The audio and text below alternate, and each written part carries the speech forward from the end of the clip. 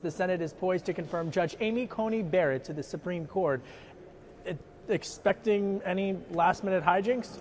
I really don't. I mean, about the only thing at this point that could derail it would be if, like, 3 Republican senators got in a car crash on their way to the vote or something crazy like that, which is why everyone's, taking great care. They've been very diligent, very disciplined. It looks like there are at least 52 of the 53 Republicans prepared to vote for her, I think, who have announced their support for her. Everything's on track for a roughly 7 to 7:30 vote. At least that would use up the 30-hour post-cloture clock that we're in right now. It's always possible that we could do it sooner if Democrats allowed that to happen, which is what did happen actually with Brett Kavanaugh 2 years ago. Moving forward into fiscal stimulus, this is something that investors are carefully eyeing. Main Street, Wall Street, around the world. Do you anticipate that there will be now any lame duck deal? And if so, how much? Yeah, great question, because I've always believed there would be a lame duck deal. And I think as long ago as a couple of months ago already, the window had gotten pretty tight for a pre-election deal. Partly because some people were waiting to see how the rest of it still played out. Partly because we're getting closer to the election and nobody wanted there to be winners, only losers. And while the White House and the U.S. House were negotiating up, the Republican Senate was hanging tight at about $500 billion. And so I never really did think we were going to get a deal before the election. I was hopeful, but you asked the magical question, that is, and how much? And I think in the lame duck, regardless of the election result. Now, the election result will no doubt inform to some degree what that number might be.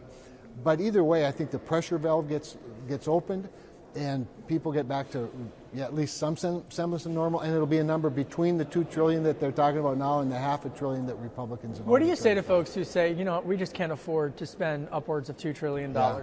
I say you're right, but we also can't afford to do nothing. And while the debt and the deficit certainly are important, and obviously they're skyrocketing, but we pretty much threw those rules out the window when we passed the not just the CARES Act, but the $1 trillion worth or so before that even. So now it's a matter of how much is necessary. I think at the point of the CARES Act, we didn't know how long it would last. I don't think anybody anticipated that the downturn would last this long. There's been some nice recovery, Kevin, certainly in lots of areas. However, I maintain it's very fragile. You mentioned investors up front. I think investors are watching very carefully, and the Federal Reserve has pretty much done all they can with liquidity tools that they have. It really is upon What us. Specifically are you fighting for in the next round of stimulus? Yeah, so one of the big things I think is paycheck protection forgiveness. I think that's been clumsily handled by the SBA.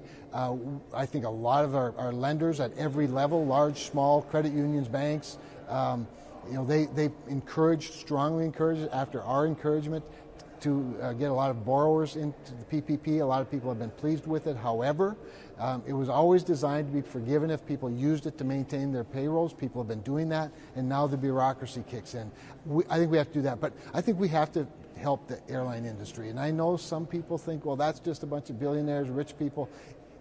Next to energy itself, I think the airline industry probably touches the value chain of just about everything in our economy, and they need some help until we can get demand back. Well, let's talk about energy, because last week in Nashville at the final presidential debate, there was a key moment where Democratic presidential nominee Joe Biden said that he was not against banning fracking. He was against banning fracking on federal land, and then he went on to say that he would like to have zero emissions by 2025.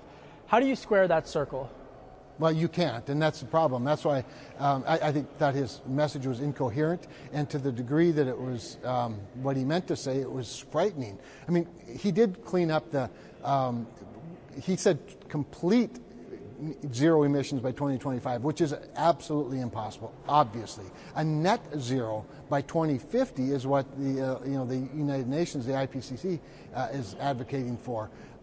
So he's very confused. I think he doesn't know much about energy policy, quite honestly. Well, what do you say to the family of refinery workers or the refinery employees? I mean, I know energy is such a crucial economic engine in your state. You defeated a Democratic incumbent in your last election. Energy played a crucial role in that specific election. I mean, what do you say to refinery workers who have been pummeled by the economic downturn this year and who are trying to understand, and they don't really maybe they're for Trump, maybe they're against Trump, maybe they're for Biden or against Biden, but they're trying to figure out what their economic forecast is going to be for not their portfolio, but for their kitchen counter. Well, no question. So when you talk about a desire to transition away from oil and gas, first of all, I don't even know why you would want to do that. We have an abundance of this resource in the United States. We've gone from being a net exporter to from a net importer to a net exporter. That has had national security implications as well as economic implications. So I think what we have to tell them is, no, we're not going to transition away until there's some other market force that requires it. We're just going to find cleaner ways to utilize oil and gas and coal and the other baseload fuel sources that are so important in the value chain of the global economy. So everything we consume touches energy, or energy touches it. Every value chain, every supply chain of everything we grow, produce, manufacture is touched by the energy supply chain. So we have to fight not just for those workers, but for everything that they represent, and that is national security, economic security as well. Final question for you. I mean, here we are a week and a day out from the election. I mean, from your sense as a senator not up for re-election, I mean, what's the mood? Do you sense a shift coming, or do you sense a long-term political fight for the results? I mean, where are we there?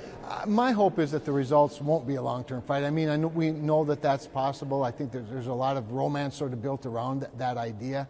I certainly hope we can avoid that.